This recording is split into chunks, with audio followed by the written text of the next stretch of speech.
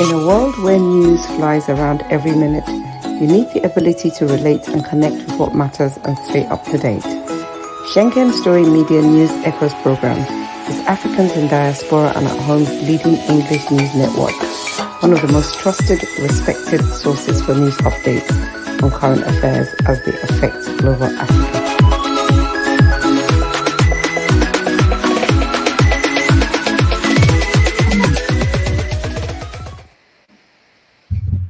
Yes, viewers, you're welcome again.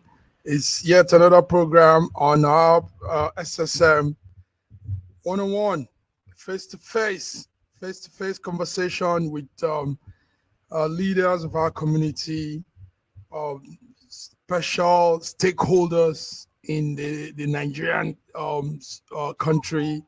And I'm here as usual with my coordinators from different parts of the world. Joining me on today's one-on-one face-to-face conversation is Fiona Kanu from London, UK. Fiona, how are you again? Hi, Massive Mac. It's a pleasure to be here. Nice. Thanks for having me.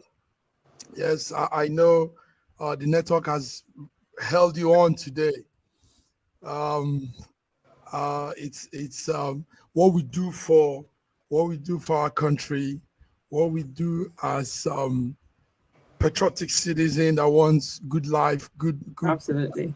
Yes, so it's important. It's important, especially from the diaspora angle. It's really important to hear from, the stakeholders in Nigeria, the state of the nation. It's important for us to hear all these things. Nice. Live and direct updates. So yeah. Yes, live and direct updates. Nice. So today, this evening, we'll be chatting up with another one of such personality. He's Jonathan Lokpobiri. I hope I pronounced that well. We're waiting for him to join. Okay. And he's the ninth president of the Ijaw Youth Council worldwide, IYC. Okay. Jonathan sits on a very, very prominent office.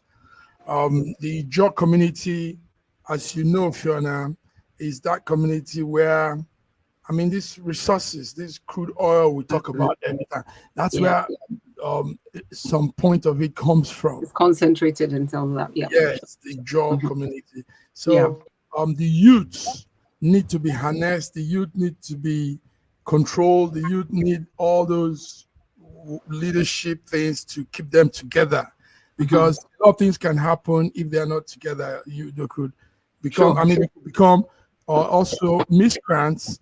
They could be creating havoc for the federal government, Of course.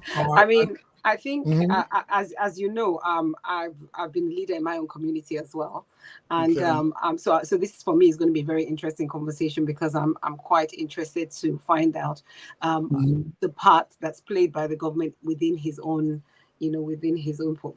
portfolio, as it were. So I'm quite interested, and also to think about what the plans are for harnessing the youth's abilities. And just to talk about all the things that affect Ijaw land, and all the different different states that the Ijaw land is kind of pocketed within. So it'd be an interesting conversation. Nice. Yes. Nice. You said that so well. The Ijaw land, like we said earlier. Okay, let's not talk much. We might do some more discussion back on the other side. Let's bring in viewers. You're tuned into SSM 101. With us this evening is Jonathan Lokpobiri Snr. I hope I'm not killing that name. He's the ninth Ijaw Youth Council president, and Jonathan is here with us.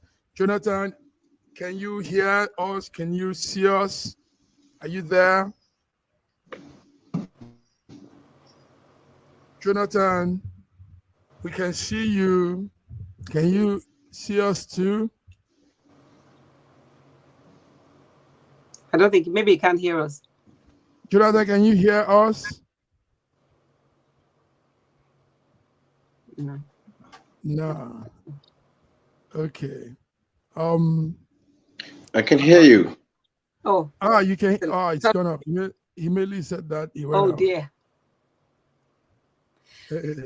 Well, okay. It's to be a fascinating conversation. I think.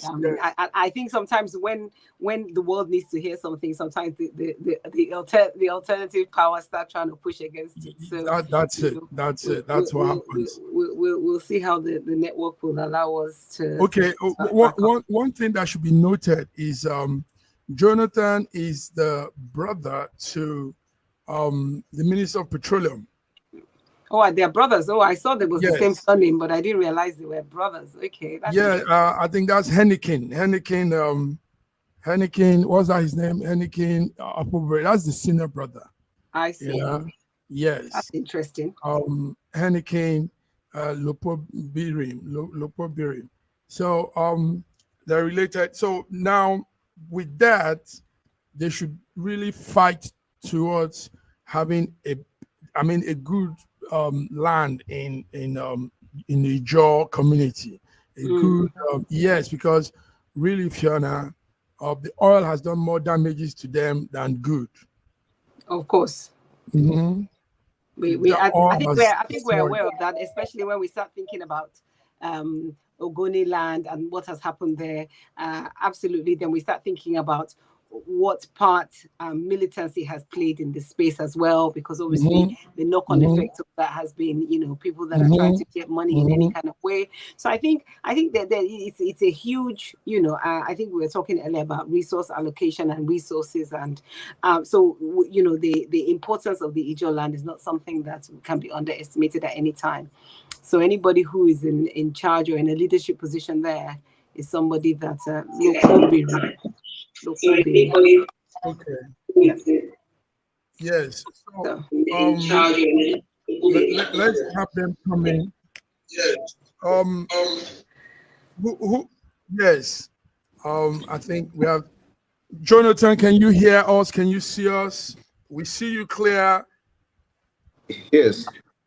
Good. I can hear you loudly now. Good evening, sir. You're welcome. Please don't touch that dial so that nothing moves out. You're connected to SSM, Schengen Story Media.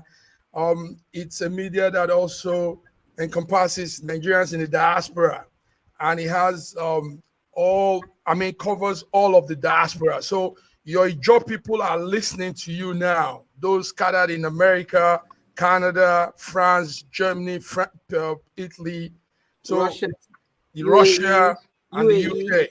UAE. We have UAE too. So it's important what we're trying to do now, and we are happy to have you. So how has it been for you, my brothers? Let's start with that. How are you? How are you leading the youths of Ijaw? How has it been for you doing that? Quite tough, but it's also worth it. So we're grateful to God for the opportunity to serve our people. Okay. God for the opportunity. Okay. With me here is my partner, Fiona Akanu. She's there in London, UK, and we're going to have some small time with you. Let me start with saying, first of all, you lead a very noble organization, so have that at the back of your mind. And how are you? How are you, Fiona? Fiona, I'm very well, thank you. Thanks for asking. I hope you're well as well. Good. You're good. Excellent. Yes. So I think small lag. A delay. Yeah, lag. Yeah. Okay. So let's begin with this. First of all, during the week we also had Asari Dokubo, and he's coming from that same community, and he said something that touched us. He said, the end bad governance protests, they don't want it to come to Ijaw land. They are not doing it in Ijaw. They don't want it to come there. Now, my question to you is, are your people not going through similar economic situations, hunger in the land and all that, that might warrant them to also get involved in the protests? Well, the straight answer to this question is that The Ijaw people are Nigerians, and they also survive under the same harsh economic realities of today. The Ijaw people also buy their food from the same market. Everything that affects the rest of Nigeria affects the Ijaw people, perhaps even worse, because our own environment is the one that is used to water the rest of our nation. So our experiences are not dissimilar with the rest of Nigeria. Nevertheless, we chose a path, especially as it relates to this ongoing protest. Ask me how and why. Within the last couple of months, the Ijaw people with the rest of Niger Delta people have been leading different agitations and protests. The essence of a national protest, in quote, must have the semblance of brotherhood and concern for one another, regardless of the regions we come from. But in spite of the grave issues we have been raising in this country, nobody has supported us, not even by words of opinion, in terms of the struggles we have been leading from the Niger Delta. For example, the only road that connects the Niger Delta with the rest of the world, Nigeria in particular, had completely become impassable for almost a year now, since after the 2022 flood. This is 2024, almost ending. That road had practically become a gory experience for road users who have been leading peaceful protests and expecting Nigerians to join us in pressing government to attend to these basic needs of our people, and every cry fall on deaf ears across the land. Now, the Niger Delta's environment have continued to bleed. In fact, most of the people around the world only knew about Ogoni, but the rest of Niger Delta is far worse than Ogoni land today. Nobody cares about. Today, strange ailments like cancer of throat, a lot of ailments that were never known to experience have become the order of the day, killing our people on a daily basis. It is never part of a national concern. One basic reality we have found in Nigeria is that whenever a Southerner is in power, protests always tend to have a national coloration without encapsulating the concerns of the people of the South. When our brother Goodluck was president of this country, they told Nigerians it was not good enough for Nigeria. Let us chase bad government out. And most of our people, especially in the South, were naive and were drafted into that protest against our own brother, and he was chased out of power. You are all Nigerians. Even if you are not Nigerians living in Nigeria, you are Nigerians. So that pain runs all through our veins. Is Nigeria where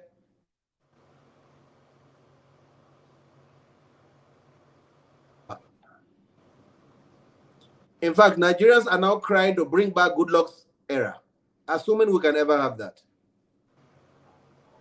After Goodluck left, one of the most horrible experiences Nigerians had was a Buhari who came in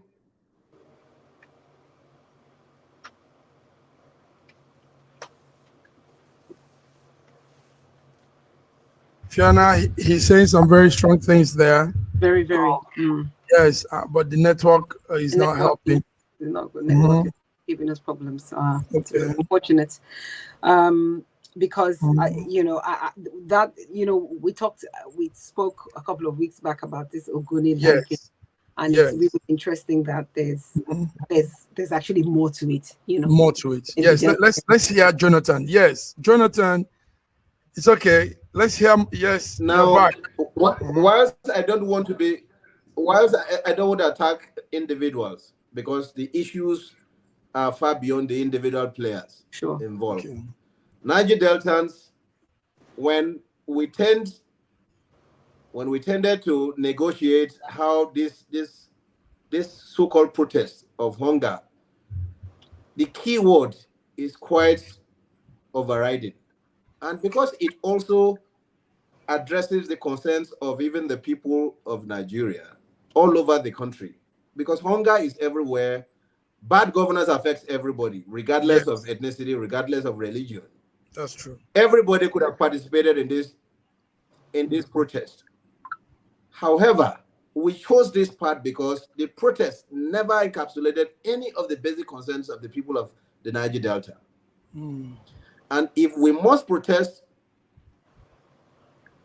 we must also have our own interests included in the demand list. Now, if for any reason the government has succumbed to any of this pressure to negotiate, none of our people will be on the table, because the entire struggle was about the people who considers us as only those who fuel the economy of our nation, but are not good enough to lead a negotiation. So if you don't respect me, ab initio, when you are conceiving this idea, when the issues of the Niger Delta must form part of the grade list of demands, why should I join you to empower you to negotiate for yourself and then my people abandon? So carefully, we chose a part that we will lead our own regional struggle. So this is beyond the Ijaw nation. So this was why I started reaching out to the people of the Niger Delta, other youths alike, different ethnic groups, and we all came to the conclusion that they have never respected our opinion that much as a nation. The 13% derivation that we today even enjoy, today some people are even regretting that we're having that little. Meanwhile, a whooping almost 30% of our national revenue is provided under the PIA to fuel the exploration of oil and gas activities in the Lake Chad Basin. Who gets that money? Where will the money come to fund that exploration activities? Nature is not a fool to domicile oil in the Niger Delta. So we carefully chose to stay out of this protest because the idea was to end the government. And under democracy, the only way you can end the government is through elections, not through coup or not through unrest. So whenever a Southerner is in government, the rest of the country is never comfortable to manage them. If we could manage a Buhari. Okay. Go ahead.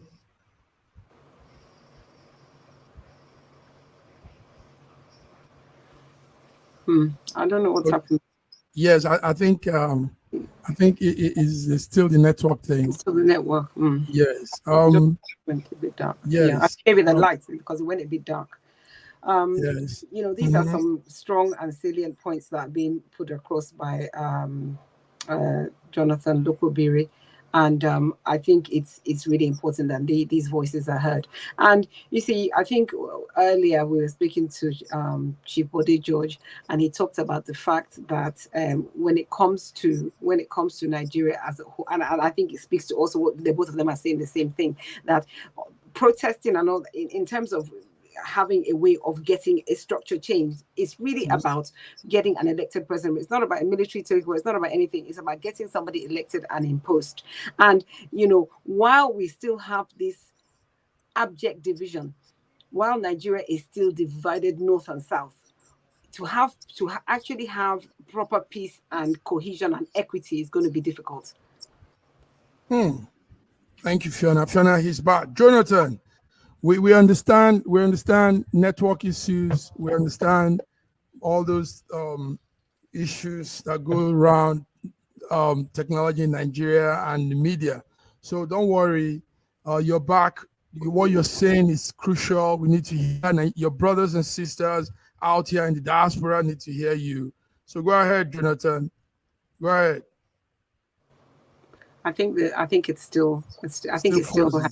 Yeah, I think it's still frozen. Okay. So yeah, you were saying something. So, yes.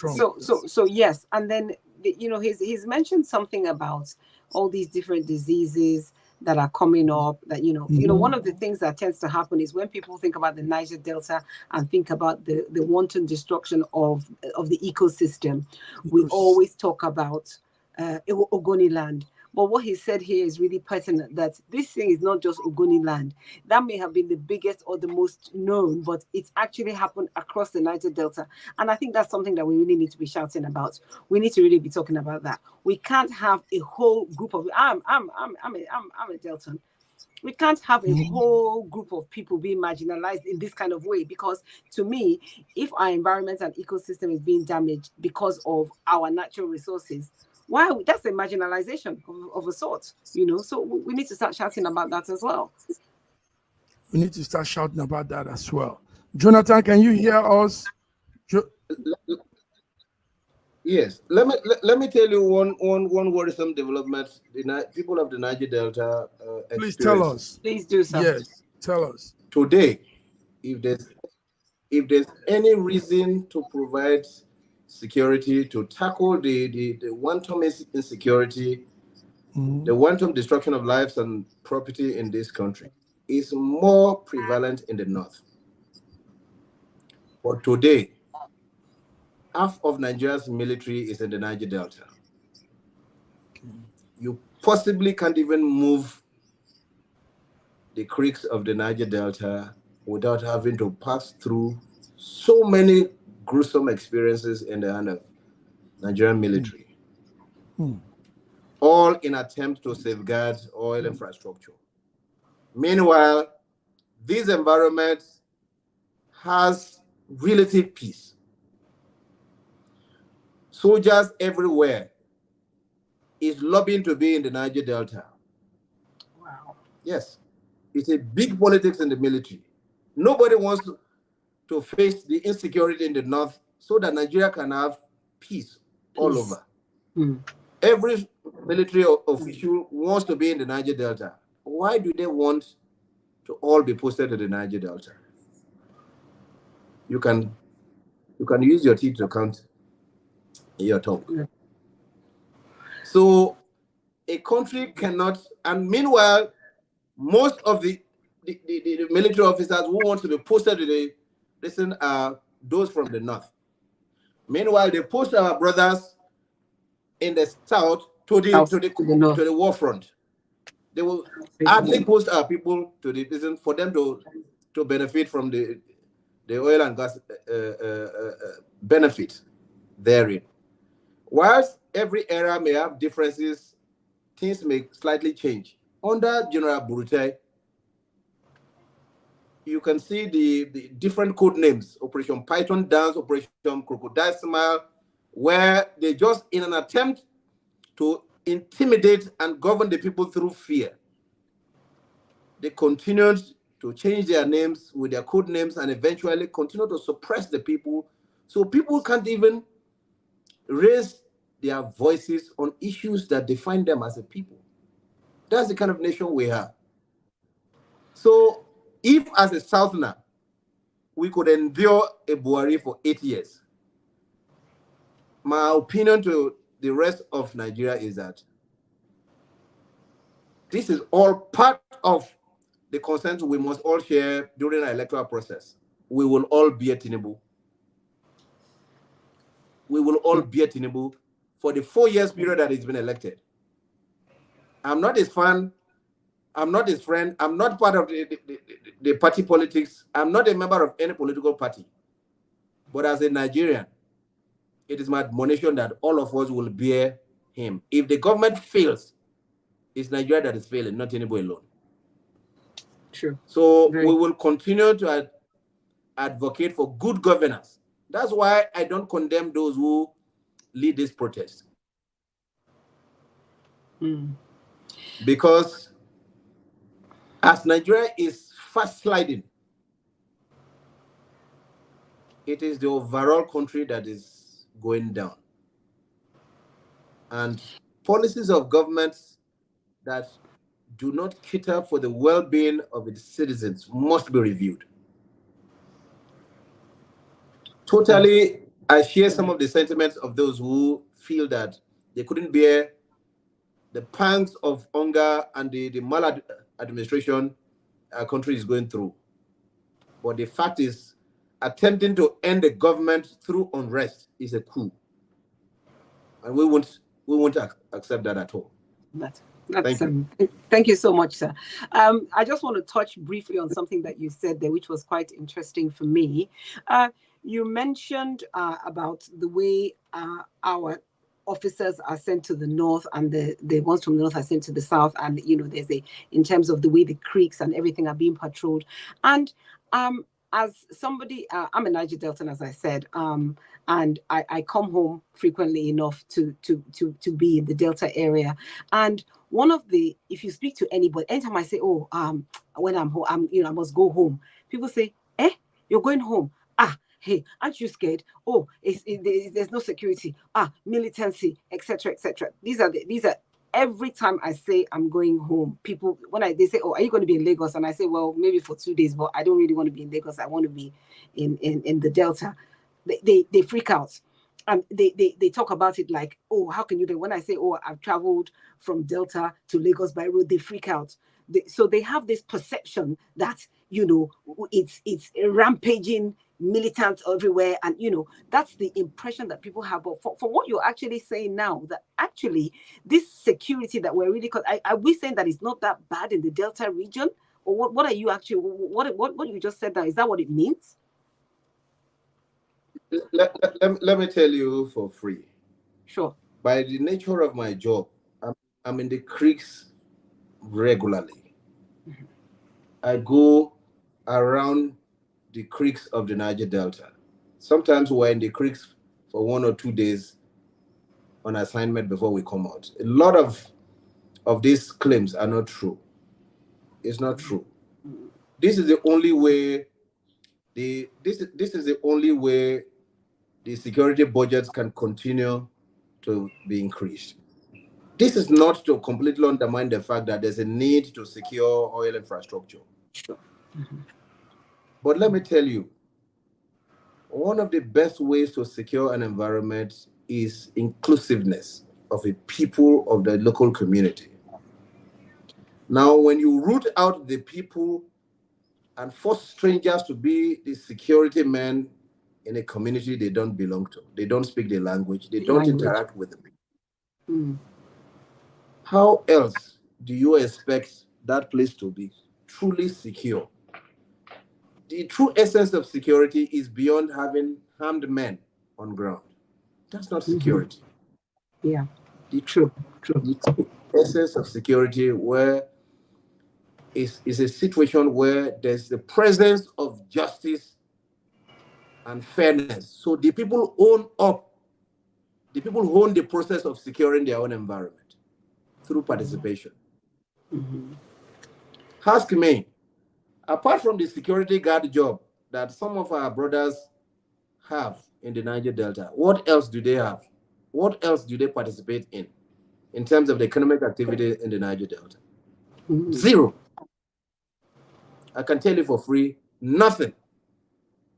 The GMD of NNPC takes decisions in Abuja here, and people who are located these contracts, people who are located these opportunities, many of them have not even been to the creeks.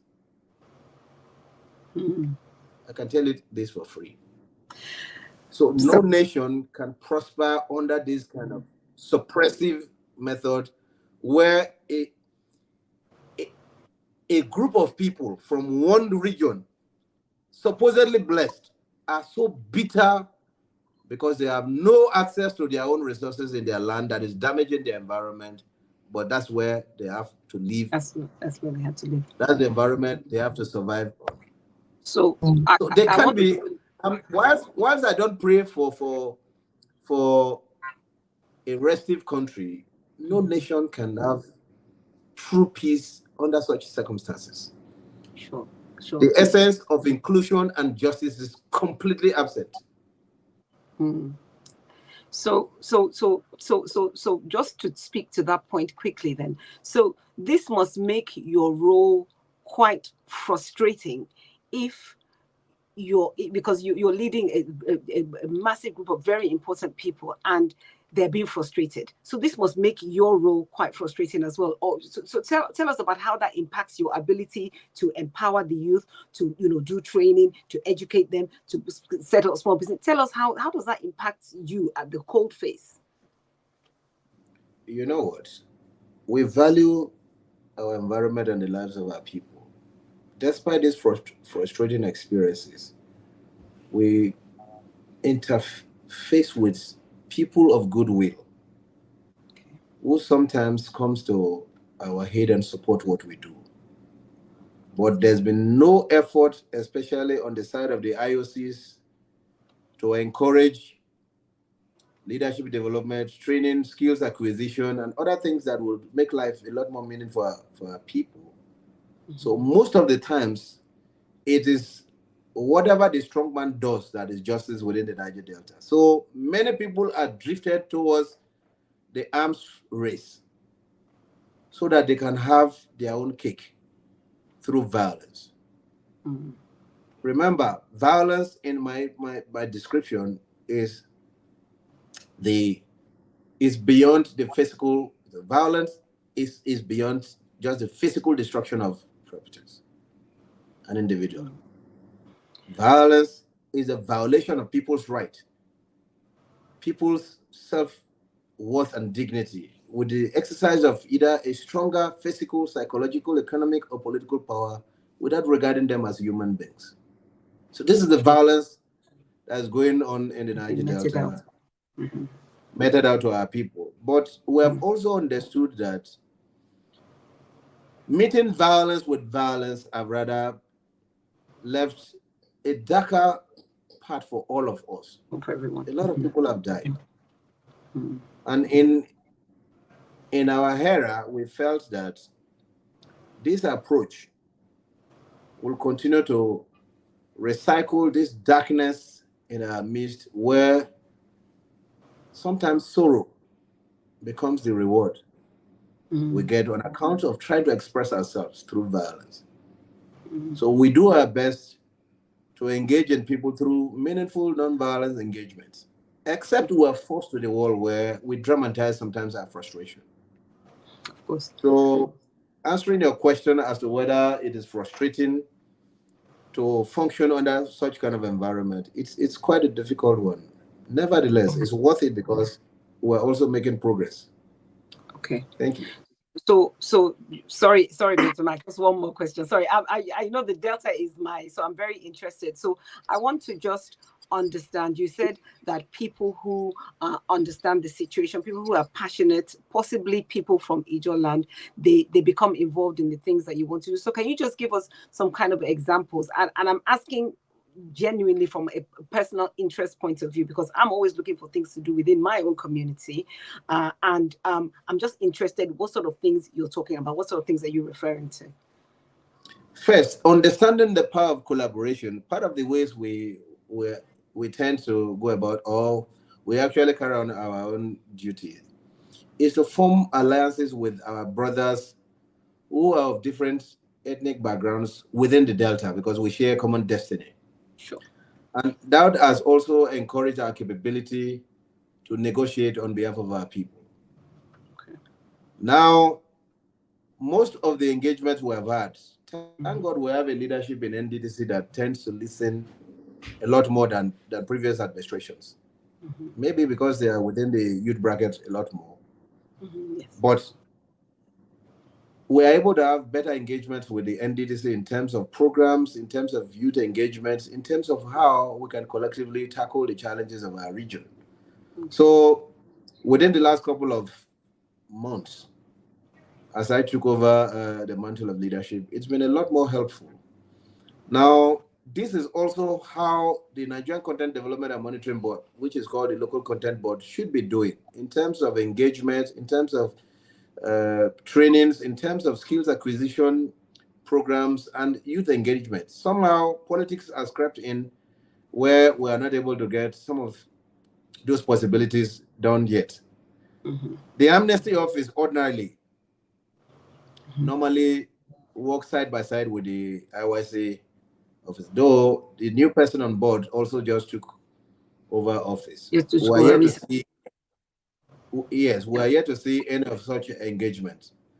The Amnesty Office actually was a product, was an initiative of the IYC under my leader, Dr. Chris Ijaw, who suggested this idea of amnesty, and eventually the then government of Bielsa under Timipri Silva, and then President Yaradua embraced the idea. And today, it has become enduring for the good of Nigeria in general. But the simple truth is that the same attitude towards the people of the Niger Delta is also meted out to the program. Remember, when this program was conceived, a dollar was 120 naira. Today, a dollar is 1,620 naira today. And the budget, as it was, is exactly the same budget today. So, statistically, you can almost understand that what that program could achieve could only have the capability of undertaking about 10% of what that budget could undertake then. Back then. Now, every effort to increase the budget, they will tell you, is the same number of people we're dealing with. Not relative to the inflation, The value of the disparity, of course. the loss of value in our currency today. So it's a difficult one, but we have a sworn duty to safeguard our environment from the hitherto violent characterization of our struggle. So, my sister, I can tell you, the Niger Delta is a lot more safer than any other place in this country. You can see, just imagine if the Niger Delta was engulfed in flames as other parts of this country embrace this protest. Tell me where Nigeria would be. Because our struggles usually target the oil infrastructure, because that's the only thing that pains the country when you hit. Yes, when you want to hit Nigeria, hit the oil and gas infrastructure, and then Nigeria comes to its knees. Yes, sure. Oh, thank you so much. Yes, it's nice really having him say all what he's saying. Viewers, you're listening to it live. We're here with our brother, friend, a major political figure in the Ijaw ethnic group, and the ninth president of the Ijaw Youth Council. Jonathan, let me put this last question to you. One thing we know is, for example, the natives of America enjoy some free pass. You know, they enjoy some free things somehow, the natives. Now, being that the Ijaw people, a percentage of our crude oil comes from there, we should have more Ijaw sons and daughters in key positions in that oil sector. Yes, we know the Minister of Petroleum is from Ijaw, but sometime last year, I've had Ijaw have been taken over by Ondo Oil. And I also had that some key positions the Ijaw sons and daughters held at that time were taken off from them. Now, is this true, first of all, and how does that affect the people? Because being around a product that comes from them will make some headway for them. So how is true is that? I had Ajib has taken over the Ondo Oil, and I had some sons and daughters of Ijaw were taken off from those key positions they held because of that that exchange. Yes, can you talk to that? I can answer to your question categorically that the position of the Ijaw people and the rest of Niger Delta has been, how do I describe this? It's been emasculated under under the current structure. APC, okay. If the Honorable Minister of Petroleum, if states were not constitutionally empowered to have a minister, we probably may not have one person in government. Because I can tell you for free that an ethnic group that has over 40 million people spreading across 9 states, from Akwa Ibom to Ondo State and the Niger Delta, has only one person in the current structure. Crazy. One person. Crazy. And perhaps it's because he's from Bayelsa. And because every state is entitled to a minister, we also have our own. While some states have 3 ministers. Yes, some states have 3. Some of which are all key grade A ministries. Remember, the Minister of Petroleum is only Minister of Oil. Oil. Remember, the real value in terms of the oil and gas industry is even in gas today. I'm not a politician, so I'm not involved as to whether it's good enough or not. But the simple truth is that, what can a Minister of State do? What can a Minister of State do? Difficult. So this is one way I can dismiss the response I could give generally. But in terms of our position in the oil and gas industry, the oil and gas industry under the Petroleum Ministry has over 24 parastatals, 24 agencies.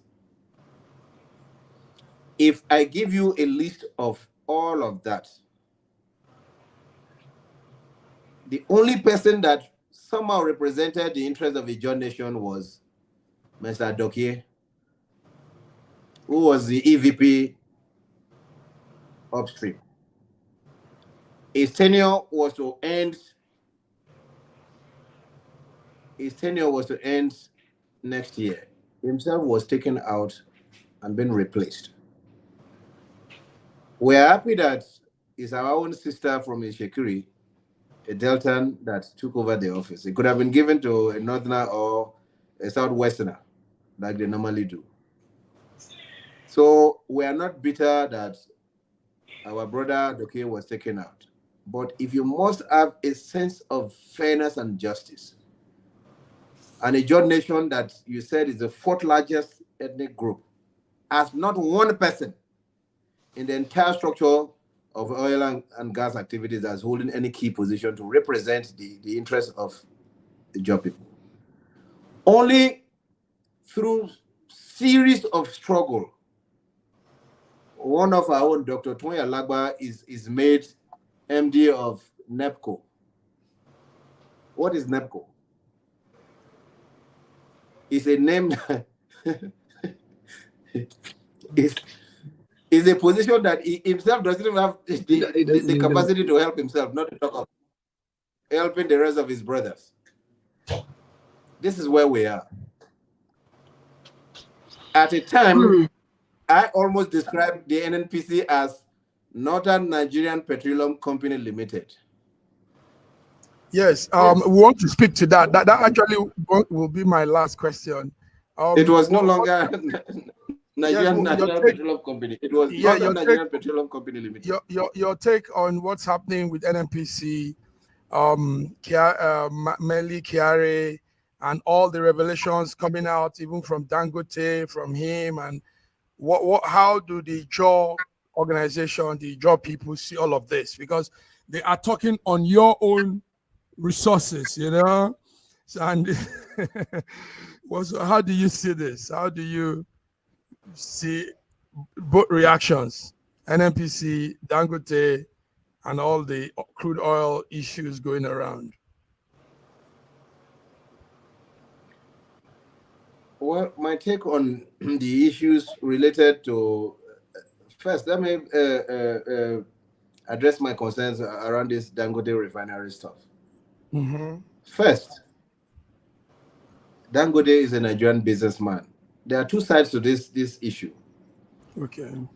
Dangote means more than just a businessman. Okay. He's a Nigerian. Yeah. He's a Nigerian businessman who is also one of the perhaps the positive lights that the world know Nigeria for. That the wealthiest man in Africa comes from Nigeria. That is one positive decision on the image of Nigeria, and that is a businessman. Fair enough. But the question also is that if Nigeria today, which is in dire need of crude supply, and a Nigerian businessman has been able to build a refinery that could meet at least a larger part of the domestic needs of our country, today it's beyond the profit motive behind that refinery establishment. That sense of patriotism must come in to encourage that project into fruition so that it meets the needs of Nigeria.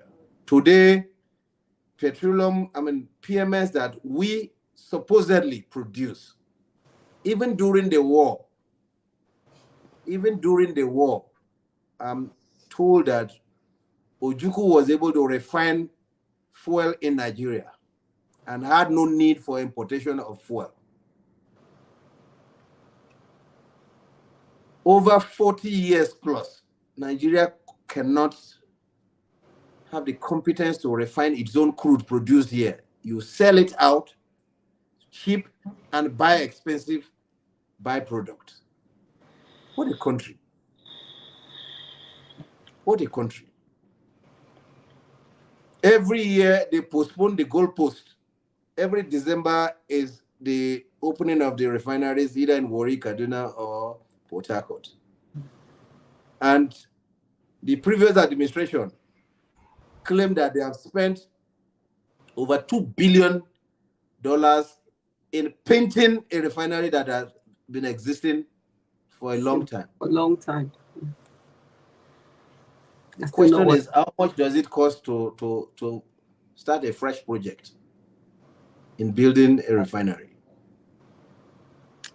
Who on earth will sell its natural product only to buy the byproduct, which is only an element under the product you produce,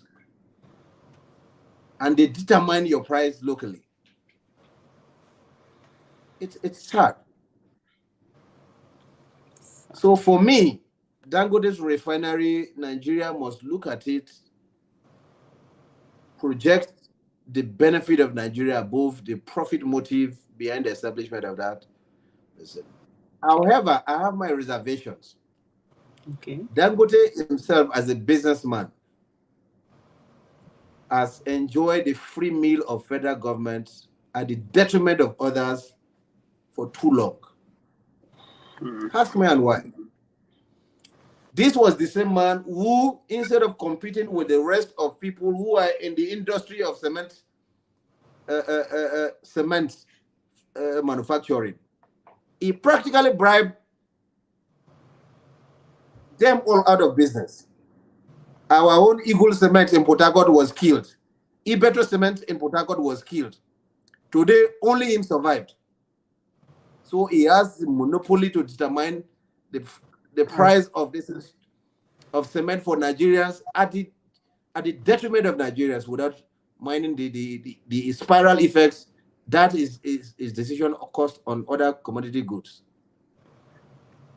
No businessman can kill his own country of every healthy competitions in order to grow, but simply suppress every other person so he himself alone stay afloat in the business. It's unacceptable. For me, they should sell the crude to Dangote just as any other businessman needs to buy. This free meal he has always enjoyed must not be, because the amount of tax that Dangote holds this country is enough to fund a budget. He has enjoyed over the years. It shouldn't be so. That's heavy. The essence of someone being in business is to encourage healthy competition so that prices become relative to market forces. Absolutely. It's a difficult one. Okay. Yes. Fiona, I know you probably have more things to say, but any more questions? Our time. Yeah, I know our time is running. Yes, go ahead. Go ahead with your last question. Go ahead. No. It's fine, because I'm aware of the time restrictions. Yes, it's no, but it's wonderful. I mean, listening to him, Fiona, it gives you a different picture. Absolutely. From this is like hearing from the horse's mouth, like they say, and no better person can put it out like this. So, Jonathan, we really do appreciate you coming by to talk to us like this. What we'll do is listen to this, Jonathan. If you want, we could be engaging with you like this. You give your people updates, Nigerians in the diaspora, and this way people understand. Nobody's listening to fake news. Nobody's going with all those sensational stories, We're getting raw, real facts, storyline. So it's up to you. The network is ready to partner with you. Concurrently, we just have that engagement plan, and you come to talk to us like this, open our eyes to things we probably don't know. What about that, Jonathan? It will always be my pleasure to engage with you guys, because nice. It's a learning process for me too. No, we are learning from you, and viewers are learning from you. You have quite a number of them here too, listening and hearing you. So, but thank you, Jonathan, for coming by. Thank you, viewers. He's been a major political figure, like we said, in the Ijaw ethnic group of Niger Delta region, Nigeria, and we'll be speaking with the Night President of the Ijaw Youth Council worldwide, and that's Jonathan Lokpobiri Snr. Lokpobiri. Yes, Lokpobiri Snr. So, Jonathan, you'll come back. We'll have you more on this platform. Thank you so much. Please keep doing what you're doing. One more thing, Jonathan. Listen to this. A lot of people are also relying on you to find a way of succor, of a solution out of all of this. No. So yes, now you have the knowledge, you understand what is going on. Now the other thing is, how do we get out of this? How do the job people get a better life? How do we, also sit on the table with these people, with these other people, and negotiate good business for the community? Yeah. That's it's one of our struggles.